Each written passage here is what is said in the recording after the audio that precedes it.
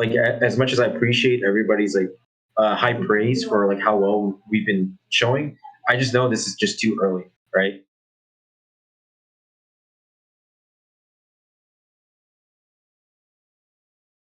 Hey guys, this is Pedro back with another interview covering VCT Americas KICKOFF 2025. For this occasion, I'm here accompanied once again by JoshRT, head coach of G2 esports, this time coming off of a victory over Leviatan in the upper bracket semifinals of said competition. So, Josh, job well done. Another victory, another interview post victory. I mean, kind of usual stuff. Yeah. Still, like, coming out off of this occasion, how are you feeling? I feel great. That was a very comfortable win.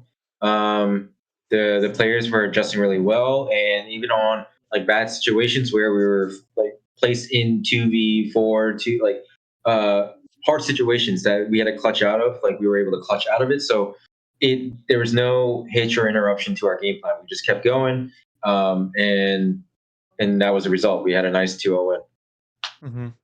I mean, definitely, it was one in which, like, it was pretty much up to expectations regarding how the people were looking at G2's current form and also looking at Leviathan's current form.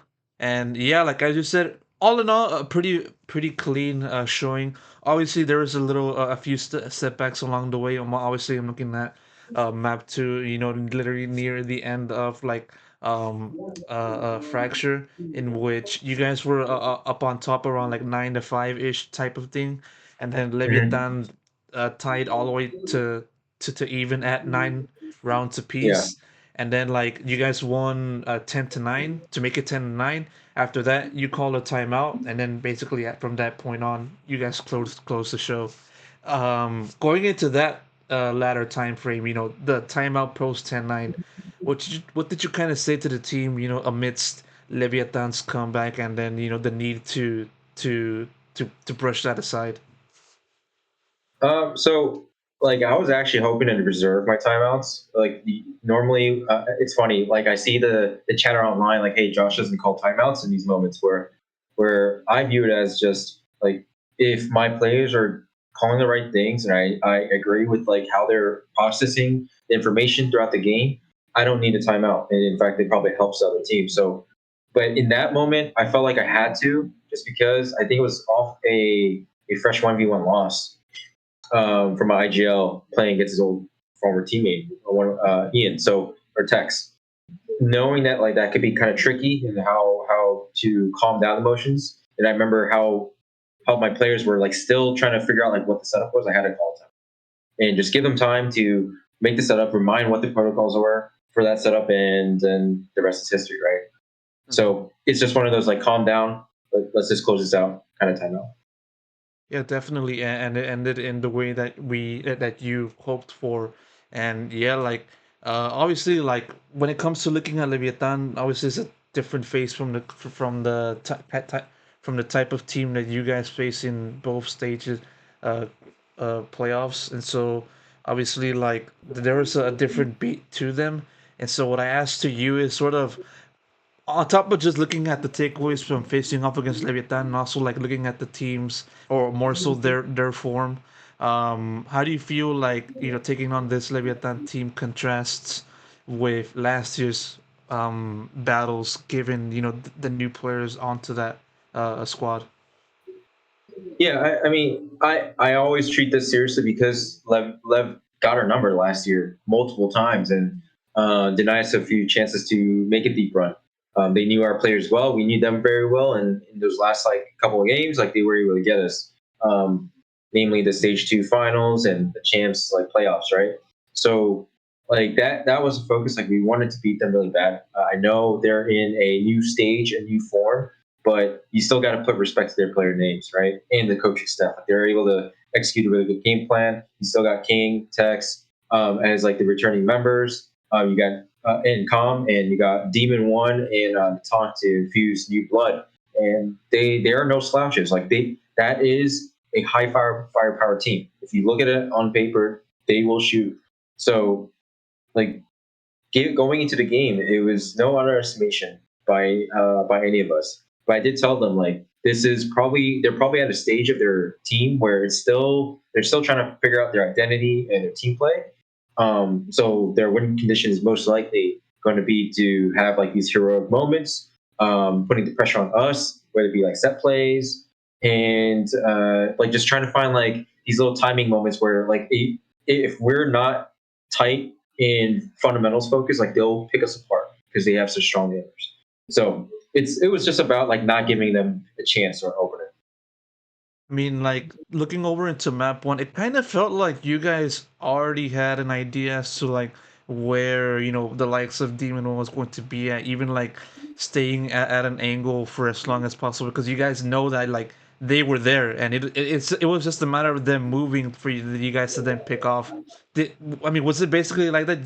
Did you feel like you guys had like we're confident enough that like you guys kind of know what they were doing, in pro and also a little bit in fracture? Um, yeah, not like fully perfect info because this game is about imperfect information. It's really strong guesses. Like they have to be around this area. It's likely they're going to be doing this based on prior round conditioning or like within the round. Like we've got info of like what they try to gain in terms of map control. Like you kind of have a feeling for these things, or like you develop this intuition. This based off of like theory from a bunch of theory talks from my coaching and scrims, and like you review this. Like this is what we gotta like anticipate. It's all about anticipation, in my opinion, in this game. So we anticipated a lot of like say Demon One's your moves, and we were able to punish it really early. Big credit to Nate Leaf in securing those early first engagements against Demon One because I noticed like he was able to get the first kills really early versus if he had a round where he tried to smoke his trip and then try to go past it. Nate was able to be aware of it, heard it, anticipate it, great cost replacement, easy frag. And then shortly after we did a B open, and I believe like Nate had a really good op shot against him, and he was just trying to find the line. The Yoru was trying to find the line. Like not necessarily like we would know going into the round like that's he's going to be there. But we're just being very process oriented. Like we're anticipating like probably Yoru's going to get this line here. We've noticed it before, so let's just go kill him. Hmm. No, for sure, definitely understand the insight on that.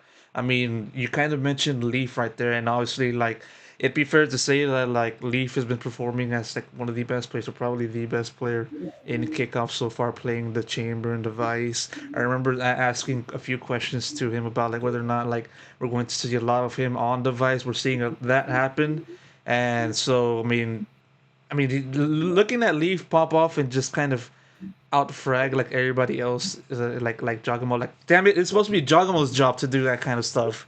But it's always good to have another person to have their moment. And so, what I kind of want to ask you, just to ball it all up together, is how do you kind of view Leaf's performance so far, and also like how effective it is for the rest of the players or the rest of the team to kind of work in assisting and contributing to that while also just contributing to their own specific roles. Yeah, it's been really uh, rewarding to work with Nate because I like just watching it play out on stage. It's awesome to see like he's really thriving. A lot of like what I done with Nate is mainly about making sure like he is more sure about like his setups and what fights he should be taking, and making sure like his confidence and mental is like at a good point because in practice like this you won't get this performance in practice actually. A lot of the time it's not like that. It's the Jogamo show or it could be Trent just farming. I mean like we did see that in like different points of the match anyways, but this level of consistency in the match is something that I've been like trying to preach and Nate, like, hey, in scrims, not always will it come your way, but I guarantee you in the match, like you'll find these moments because like we're practicing for the match. We're practicing for playing against good opponents. Sometimes it's a little random in scrims and practices, so like he gets frustrated pretty easily. Um, so yeah, like I've been urging him to like, hey, really reflect on the round, like what happened, because he's so good. Like he's gonna. It's very easy for good players to brush off like bad moments. Like that player got lucky. That was a stupid thing to do. Like so, it's a lot of mental work on that and making sure he has this like fighter mentality of like really assessing what happened and adjusting the play, and then seeing it live on the stage, like because I think he's a stage player. It's been rewarding to see, like I said. So, but yeah, I mean, like this team, the dynamics is like perfect in my opinion. You have a former duelist now playing Sentinel, and he's finding his moments to really shine. Obviously, Alex Jogamo will find his moments when he goes through the entry and shine. I think everything's structured so well that like all the players know like they will have their moments, and I think that's part of being a team. I mean, like when you have all of these players encompass G2 while also featuring like those that you haven't even mentioned, like Valen and Trent and Jonah P, players that have shown their greatest moments throughout their time at G2 and even before in their past teams. Just goes about like it features a team that like many people look at as like this unstoppable force. And so, like, what I want to ask you is sort of like, do you feel like the confidence is growing ever more now that you guys are continuing to perform well, continuing to capture these dubs, and also like continuing to, well, not really continue, but also like finally reach the level expectations, so far in this year? Sure, it's still early on, but like nevertheless, does this feel like you guys are growing in confidence to the point where you guys kind of see yourself as like pretty unstoppable? Yeah, I mean, like right now in our second year, I feel like we learned so much from our last year. Obviously, we hope to like go and win actual trophies that last year, and that pains us, especially me. Like, holy crap! Like, we've worked so much for this. But like zooming out, you should always zoom out and just see like, hey, we're on a very very upward trajectory. I would say like it's very bullish. Like if you had to like look at our team, like wow, this is a team that's got it together. We have a really good process, and it's all about being process oriented. Um, and yeah, like it's been inspiring watching us play. Like we'll actually like harvest and reap the rewards. But I'm always trying to push against it, just because I know what happens to overconfident teams. It could breed complacency. I'm old enough to see multiple iterations of different teams of that happening. I've seen it in myself in my own personal life. Of like, hey, like I need to always light a fire and just always look for the next challenge. So like as much as I appreciate everybody's like high praise for like how well we've been showing, I just know this is just too early, right? This is just the beginning, and like in my mind, I don't deserve any of this until I actually win something, So that's the goal. I want to win multiple titles, but it starts with one. Hopefully, this is a good start. Our next opponent is also very formidable.